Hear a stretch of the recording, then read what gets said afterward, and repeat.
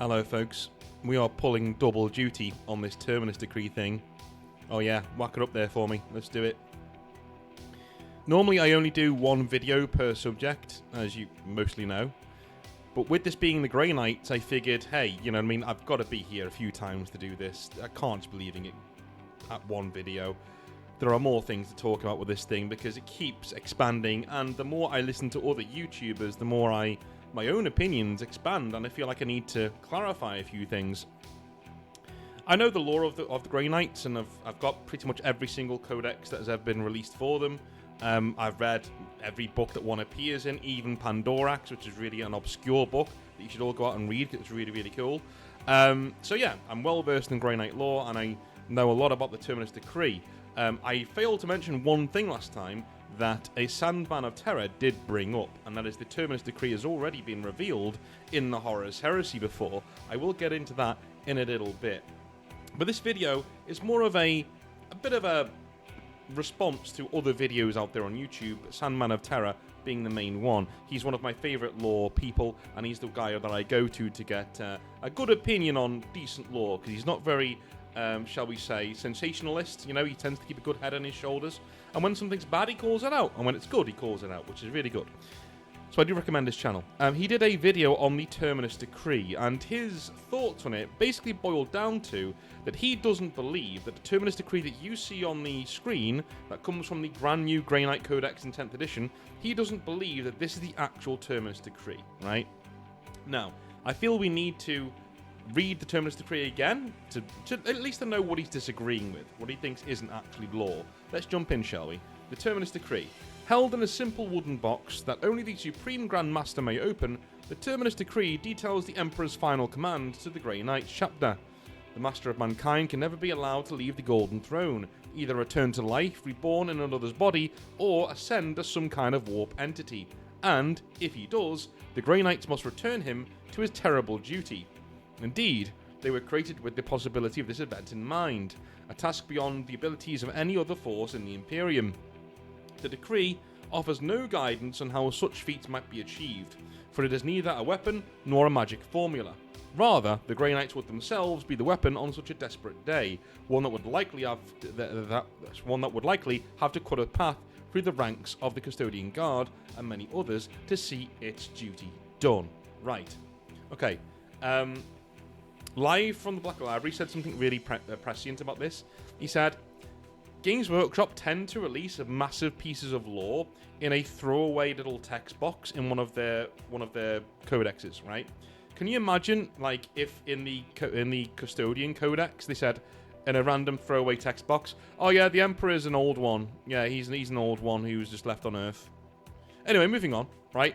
This is the kind of level we're talking about, the kind of level of ineptitude that we're talking about, and that's kind of what I want to talk about with Sandman of Terror's video, because he made a few really interesting points. The one that I want to latch onto, because none of the other ones are relevant to what I'm talking about, really, is mainly him talking about his own opinions, most of which I agree on in terms of the Terminus decree. It is that he doesn't think that lore in codexes is reliable, right? Because it's supposed to be written from the point of view of that faction, right? Either it be a Space Marine chapter or a Tyranid swarm, or whatever it is, right? Now, the Tyranids can't obviously write for themselves, so it's obviously an Imperium person talking about the Tyranids. So, you're not really meant to get all of your answers from the Codex. It's supposed to be a primer of sorts. He used the fact that, you know, in a lot of Warhammer 40,000 rulebooks, including the most recent one, it said that Horus was the first Primarch to fall to Chaos in the Horus Heresy. And we know, after reading the Horus Heresy books, that that is not true. It was Lorgar who was the first Primarch to fall to the Horus Heresy. And he makes a good point, and technically that is true.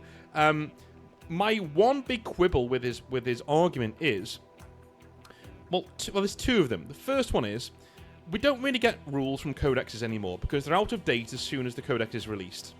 Yeah? As soon as most codexes are released, they are patched within a couple of weeks. The rules are changed, other things go on, whatever. Is what it is, right?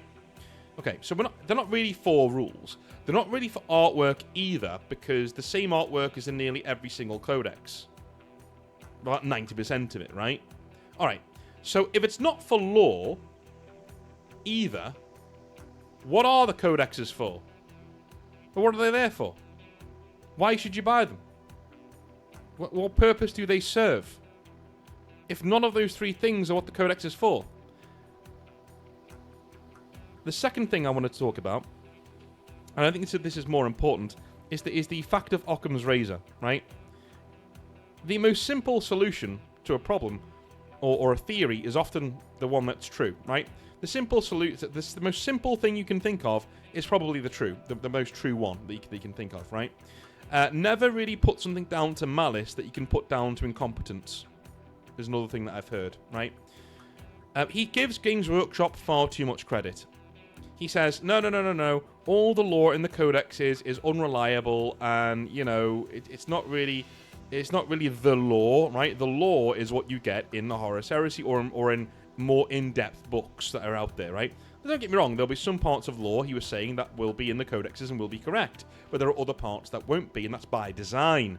Games Workshop do this on purpose to do a lot of smoke and mirrors, even with something like what was it in the Horus Heresy that we got several different... Yeah, the Primarchs scattering across the galaxy, right? The Primarchs getting scattered across the galaxy in most rule books and most 40k pieces of writing, it'll be said that the Chaos Gods were the ones who got the Primarchs and scattered them across the galaxy. Blah, blah, blah, blah, as it is. But then in the Horus Heresy itself, the big series, we have 4 or 5 different versions of the Primarchs being taken from the Emperor and scattered across the galaxy, right? We see Horus going into the room when the vortex happens and he smashes one of the pods by accident or in his rage, right? That kind of thing. And we see lots of different versions of this throughout the Horus Heresy series, and so we don't know which of them are true, but they all kind of blend in together, as in they all could have happened at the same time, right? They don't really contradict each other, but they all kind of can fit in together. So that's what he's saying there. We get different versions of the same event even in the Horus Heresy books. So things aren't reliable, in his opinion. And I agree.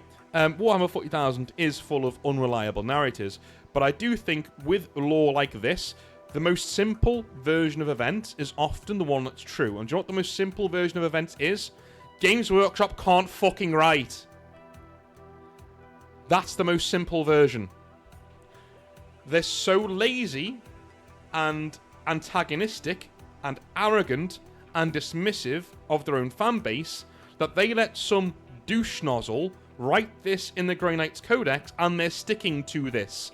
This is the law of the Terminus Decree. I don't care how much cope you salt over it, this is what we have now. That's why they wrote it this way. There is no wiggle room here. They tore the mask off. There is no wiggle room. They explained what the Terminus Decree is, and that's it. Okay. Sandman does think that there is another version of the Terminus Decree, and it is, of course, in the End and the Death Volume 3. And the Terminus Decree in that book, I won't go into it too much, but it is essentially a virus that can be programmed to wipe out the body, DNA, and souls of every single Astartes in the galaxy. And it can actually be programmed to affect only certain gene strands. So only traitor Astartes, right? So you can literally do the Terminus Decree, all traitor Astartes out there die instantly. But there is obviously a risk that you get something wrong and all Space Marines in the galaxy die, which wouldn't be great. A lot of people say, well, wouldn't that kill off the Emperor? No, it wouldn't. No, because the Emperor is, they are technically descended from the Emperor, but they're descended from the Primarchs first. Do you know what I mean? Like it's their lineage, their gene line. So yeah, the Emperor would be fine if they enacted the Horus Heresy version of the Terminus Decree, as would the Grey Knights actually, because they're descended from the Emperor and not from a Primarch. So the only Astartes left, if you enact the Terminus Decree, the only Astartes left in the galaxy would be the Grey Knights, and they would be working with the Custodian Guard, right? Those would be the only ones left. And that's if you screwed it up, right? Because really, you'd want to keep all of your loyalist Space Marines, most of them anyway. But it could even be controversial. There is a reason why Malcador didn't want the Custodian Guard to have access to the Terminus Sanction, as it was called in the Horus Heresy. Because he knew that the Custodian Guard don't really care for anything but the Emperor, and they certainly don't like Astartes. So they would be turning this thing on in the blink of an eye to solve all the issues, even if it meant dooming the galaxy because we've got no warriors left, right? That kind of a thing. So that is the Terminus decree as told by Dan Abnett in The End of the Death Volume 3. And I actually think, a lot of people think it's pretty disappointing. I think it's pretty cool. I think if you're going to explain it, that's the way you should do it, right? I don't think it should be explained. I think the fun of the Terminus decree is trying to figure it out for yourself. Trying to, parse all of the different factoids that are out there that you can meld together to get your own theories on what it actually is, right? Releasing what it is kind of just makes it more lame. As I said the other day, it's like giving Cthulhu a health bar. As soon as you give Cthulhu a health bar in a video game, he stops being Cthulhu. He stops being interesting. He stops being terrifying. As soon as you give the Reapers in Mass Effect a health bar, which they never did, because BioWare knew what they were doing back then, right? As soon as you give the Reapers a health bar, done, right? They are no longer that big of a threat. The big Reapers, the big ones, should not have any sort of health bar, and you shouldn't even explain them, which they did really poorly, which kind of did take away their mystique. But that's how fragile the mystique of bad guys can be, especially in geeky circles, when power levels actually mean something. In 40k, telling people what the Terminus decree is, even if it's a good explanation, as Dan Abnett's was, kind of takes away the fun. It's kind of gone now, right? The other thing that's driving me up the wall, and I think every single YouTuber, apart from Live from the Black Library, he did go into this a little bit, which kind of disappointed me. I really hate when people get sucked into, haha, look at the Grey Knights, look how useless they are, ha ha ha, right? And they don't even know their own lore, so they clearly haven't read any of the Months of Shame and things like that. You know what I mean? That was I read that looking for the Grey Knights to get pummeled so I could actually rant about it, and I couldn't. I love ranting about Grey Knights being mistreated. When I read those books, I was like, you know what? The Grey Knights actually, they give as good as they get here. Like there are in the Months of Shame book, as in the Emperor's Gift, things like that.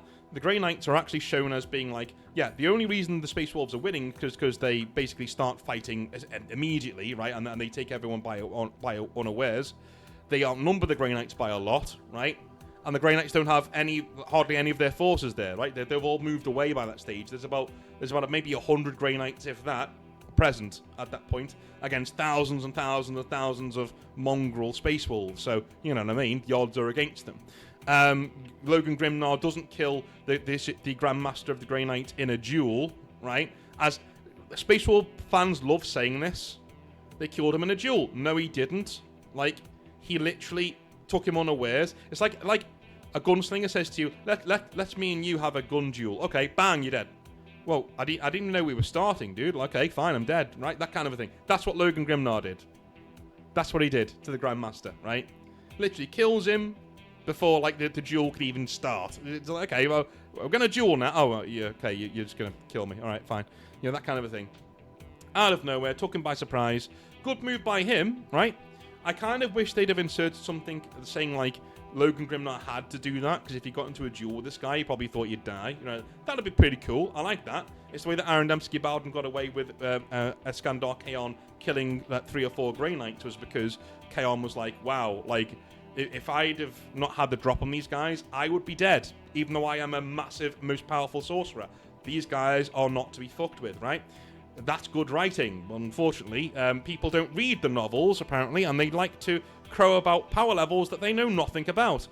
And people get sucked into this of, well, how will Grey Knights possibly get to Terra? Dude, even Sandman did this a little bit.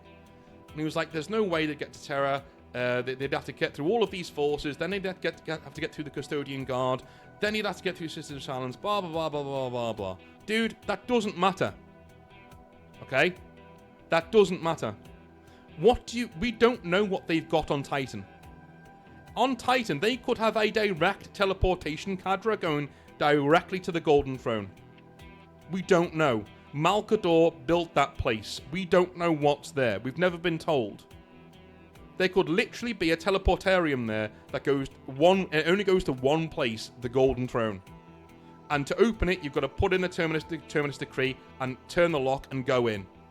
Right? And you go in with the full force of the chapter, like 1,000 Marines go in there. 1,000 Grey Knights just turn up in the throne room. Bang! There we go. They wouldn't need any time. They're Astartes. They're Grey Knights. They wouldn't need any time. And if also what I said is that the Grey Knight gene seed, which is from the Emperor, if that reacts in a different way to the Emperor's presence, so now you've got 1,000 Super Saiyan mini Emperors in the throne room, determined to put the Emperor back on his fucking throne. Dude. Like, everybody is on the back foot at that point. Everybody. Everybody's shitting it. And I think by the time the Custodes react, and in enough numbers, by the time the Citizens of Silence get there, let's remember, a lot of them aren't on Terra. They've been out there because people don't like them, right? They've been out scattered around the galaxy, the Citizens of Silence. They're only now making their way back to Terra. If you got 1,000 Grey Knights in the throne room, bang, straight away, out of nowhere, because the Emperor's about to get up, and they just annihilate his mortal form, and then, I don't know, kind of heal it and put it back on the throne. It's doable, right? This is what I'm saying. The broken part of the law isn't that the Grey Knights can't do this. They can. They empirically can. It's proven in the law. And if you don't know that, you're a fucking moron, and you don't know Warhammer 40k law. At least not when it comes to the Grey Knights. Get a fucking clue and stop going on Reddit. Right? Number one. Number two, of my point here, is that that's not what's important. Okay? The power levels aren't important. What's important is that this is bad law. This is bad law. What do the Grey Knights do with the Emperor?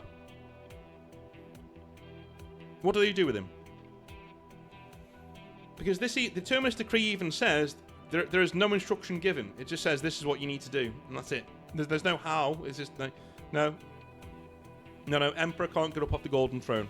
Okay. So if the Emperor ascends to godhood,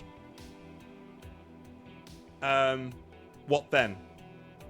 He ascends to godhood and stands up off the throne. Okay, what then? What then? Because you do have 1,000 Emperors there. Fine. Let's say all what I've just said is true, and there's 1,000 Astartes, 1,000 Grey Knights standing there, looking at the Emperor, ready to go. Absolutely ready to go. And these are all mini Super Saiyan powered up Grey Knights who are fulfilling their purpose. They're all mini Emperors, right? Looking at the Emperor. He's a god. He's a fucking god. And not only is he a god, he's also a god who's more powerful than all of the Chaos Gods, right? Look what he did to Nurgle, dude. But you made him his bitch. Do you know what I'm saying? And he wasn't even at full power. And he made Nurgle his bitch in the Plague War. How are you going to stop this guy? This is the thing that Games Workshop love to do. They used to love giving grey lore, right? That was really intriguing. It really got your imagination going. And they would give you just enough answers to keep you on the edge of your seat so you don't know exactly what's going on with a thing, but you're intrigued and you want to read about it and write about it and make models about it. Right? The thing is, Games Workshop still try to do that, but they can't fucking write anymore. And that is what this is. It's written by somebody who doesn't know how to write lore. And by the way, this is also written by somebody, and I agree with both Sandman and Live from Black Library here. This is written by somebody who hasn't even read The End and the Death Volume 1, 2, and 3.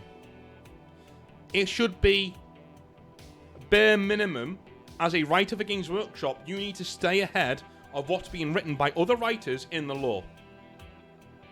And I also disagree with the fact that codexes don't have lore in them, or have very, they're not really for lore. I disagree.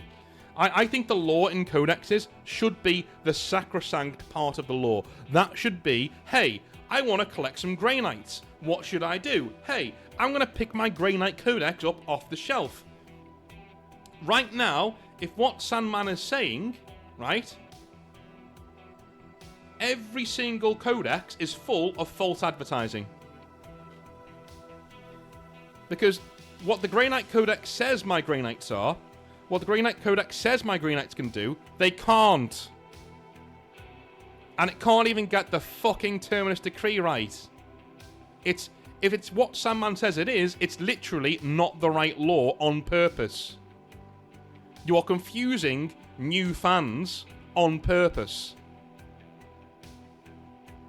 I know Games Workshop are pretty retarded, but I don't think they're that retarded. I don't think anybody's that retarded, alright? I can't agree that the law in the codexes is so either out of date on purpose, quote unquote, or from an unreliable narrator. You can't just use that as a crutch all the time to give Games Workshop a get out of jail free card. Guys, they can't fucking write. They're not very good at it. That is the most simple version of events. You're jumping through all of these copium hoops to try and justify this being in a codex, and you say, well, you know, the Horus Heresy one's technically the real law. Dude, when you buy your codex, you should get up to date and sentient law that makes sense. That was written by somebody who's not a fucking mental amoeba. You paid upwards of £30, £40 for this very short book. All of the lore in it should be well written, in character, and accurate. Okay? Now, of course, you can embellish things, right? In fact, it should go the other way. Like your faction should be saying, we're the greatest things in sliced bread. Right? You know? But a lot of the stuff in there should also be factual. You know? This is where the disconnect between fans and Games Workshop comes. It's from writing like this. And I've seen so many YouTubers bend over backwards to try and justify it being there. That's what's happening. Even though it's a bad piece of lore, if you say, well, it doesn't really matter because, you know, most of the lore in Codex is unreliable anyway from a narrator standpoint, so, you know, it doesn't really matter that much. If you're saying that, you're giving them an out. You're giving Games Workshop an out. You're explaining away their incompetence. And that's not right. Because you know what it is? It's simple. Games Workshop are incompetent and they can't write lore anymore. They gave this to a fucking intern and released it with the codex. They didn't look at it. They didn't check it. Dude, they don't even check their rules. Do you really think they check their lore? They don't even check the rules. We've got Grey Knight codexes going out there that are in fucking French. In England. Like, why would they check it? They don't check it. They have a complete disdain and disregard for their fan base. They don't like you. They don't give a shit because you keep giving them money and you don't ask questions. And the more you listen to opinions like that, I'm sorry, the more they're going to get away with. I love those YouTubers. I think they're really good YouTubers. That's why I'm using them for this video. Okay? Because I really like them. And they gave me a lot to think about. And I went away and I thought, you know what? I don't want to do this video in case it gets back to them and they get really annoyed with me and I burn some bridges. You know, I've done that before with YouTubers that I like, and then I call them out for something or I say something, they get annoyed and then they don't speak to me anymore. It sucks, right? I don't like it. I don't like doing this, right? But I really like the discussion. Like, I was standing in the shower. Sandman, I don't think about you in the shower. Just need to put that out there, right? I was thinking about... See, what happened was, I was thinking about the Horus Heresy, and then I got thinking about your video. Anyway. And I was thinking... God, that man's gorgeous. No, I'm kidding. I was thinking... All of his points are from a really good place. You know? This is somebody who really likes the lore. He loves the lore. And... wants to explain how things are. And Lewitin's done this too, where he likes to say, yeah, there is no real law because everything is true and nothing is true because the Imperium is so vast. And I agree to a certain extent, but there's only so much you can use, that excuse on, right? And fundamental things like the Terminus decree, that's not what you use it on. That isn't, right? Which Primarch fell first, that's not what you use it on. Okay?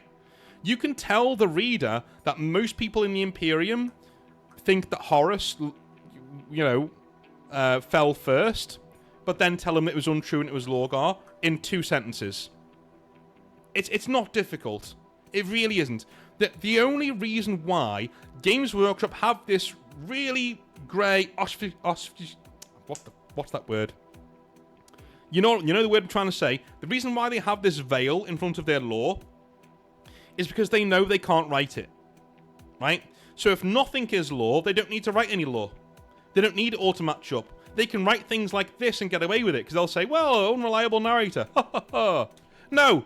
Learn to fucking write. I pay upwards of £35 for these books, you fucktard. You should be writing the books properly and allowing me to enjoy my hobby. I shouldn't be getting conflicting information from you and from the source books and from YouTube and from your rule books and from your novels. No. No.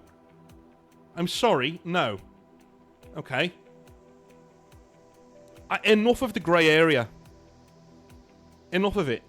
Ironic colour for what we're talking about today. But enough of the grey area. I'm sick of it.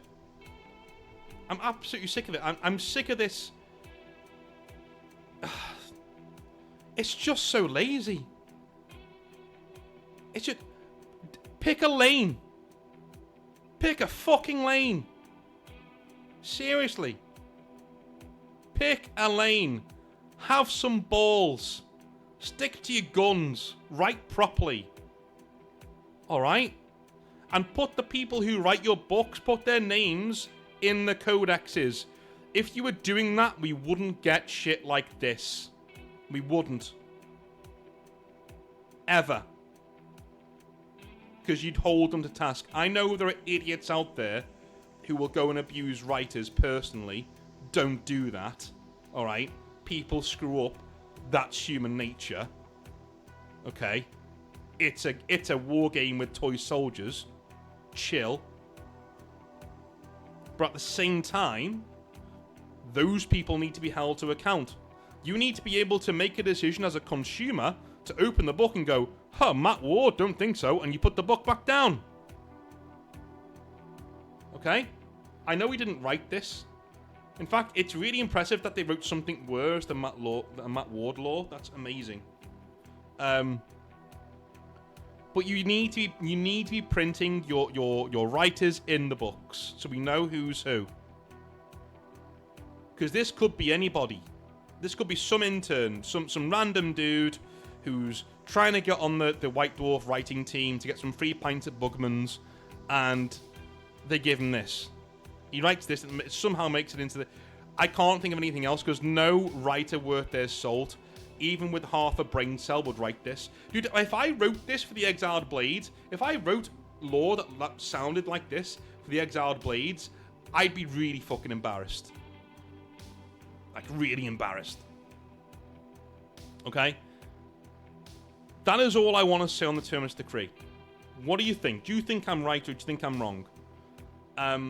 Again, love those YouTube channels. They'll be in the description down below, along with their videos on the Terminus Decree that I'm kind of responding to here, kind of not. They inspired me to do this, so thank you guys. Thank you, Sandman of Terror and Live from the Black Library for inspiring me to make this video. Hopefully you're not too offended. I am a very, verbose person. You know what I mean? Like, my language can be grating at times, but, hopefully you don't think I'm angry at you. I'm angry at the situation. And you made me think, which is good. So yeah, that's what I think of the Terminus Decree. I honestly just think it's the most simple version of events, guys. It's literally Games Workshop can't write lore. And by the way, you need to just forget about, in my opinion, the Horus Heresy version of the Terminus Decree. It doesn't exist because they put this in the codex. Sorry, that's just how I am. I don't... The most simple version of events is often the true one, and the most simple version of events here is some dickhead at Games Workshop wrote this lore and now we're stuck with it. That's it. That's it. Some arswipe wrote this and now we're stuck with it. This is the lore. That's my opinion. Anyway, I love you a long time. Have a wonderful rest of your day, and I'll speak to you soon. Have a good one. Bye now.